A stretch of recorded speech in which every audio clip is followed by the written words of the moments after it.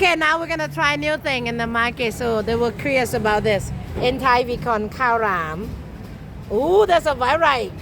Oh, with sesame. You're not allergic to sesame seed, right? Okay, That's so cool. Yeah. you have to peel it. You break it. You see what she did? Oh, what? How do I do that? You see her? She peeled like that.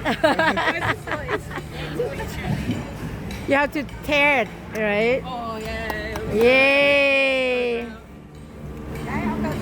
You know how to do it, good girl. She's a local, guys. Local, she's a local. Oh, there, where it falls. And then you break it, right? So we can have Try it, try it.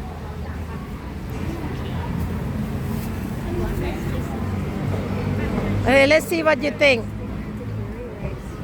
Is it sweet? Some of them they make it very good and sweet and creamy. What do you think? Good? Is it too sweet for your palate? Sweet sticky rice and bamboo.